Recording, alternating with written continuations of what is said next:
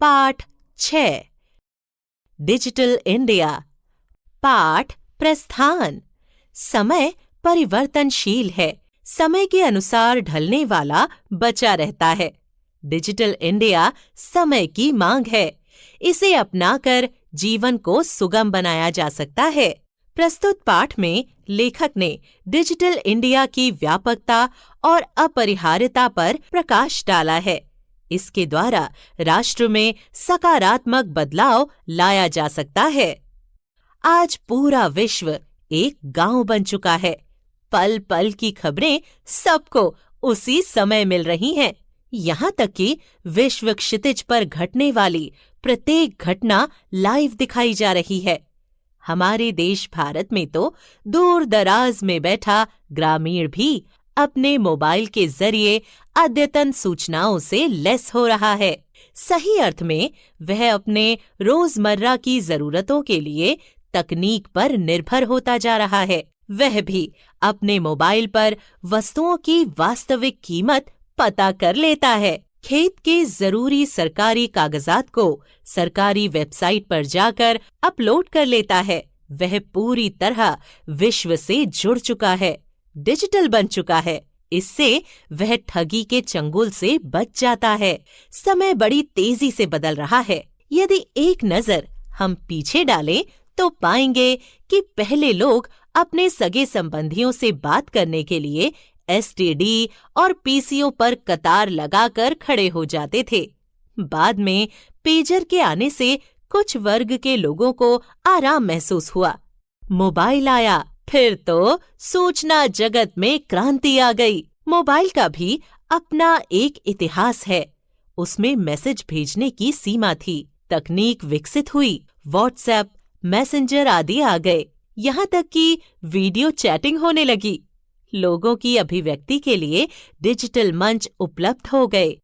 आम लोग भी अपनी बात email, Twitter, Instagram, Facebook, YouTube आदि पर खुलकर रखने लगे।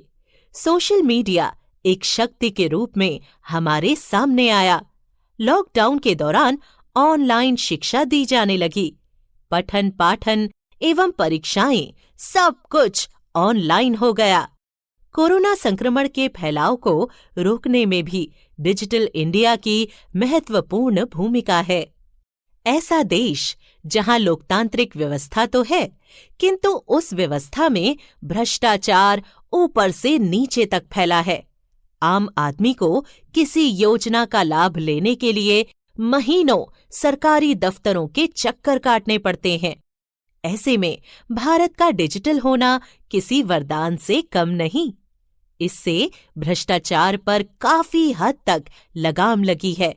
नेट बैंकिंग से लोग अपना समय और श्रम दोनों बचा रहे हैं। सेठ साहूकारों का आतंक कम हो गया है। रेलवे बुकिंग में धांधली पर थोड़ी लगाम लगी है। घर बैठे होटल, हवाई जहाज, यात्रा प्रबंधन बड़ी ही आसानी से हो रहा है।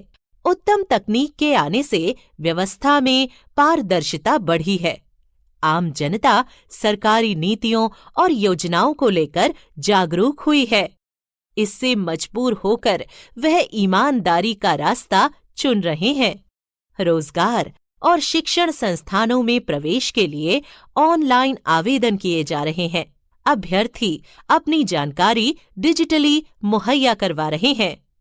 इस तकनीक की कुछ सीमाएं भी हैं। आजकल ऑनलाइन धोखाधड़ी के मामले बढ़े हैं। भोले भाले नवयुवकों को प्रेम जाल में फंसाकर उनका जीवन बर्बाद किया जा रहा है। आज सोशल मीडिया पर सारी चीजें सबके लिए खुली हैं। इसका सबसे अधिक दुष्प्रभाव बच्चों पर पड़ रहा है। इससे उनके बाल मन पर बुरा असर पड़ रहा है।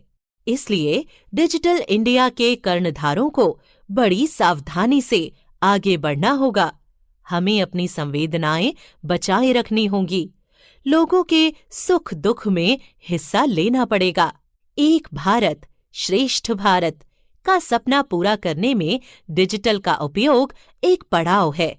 इसके सहारे हम राष्ट्र में समानता, भाईचारा, सहयोग, मैत्री, करुणा आदि मानवीय गुणों को आगे बढ़ा सकते हैं। विलियम शेक्सपियर ने ठीक ही लिखा है, कोई भी चीज अच्छी या बुरी नहीं होती, बल्कि उसका इस्तेमाल वैसा होता है। संकलित। मूल्य। समय का सदुपयोग, वैश्विक दृष्टि,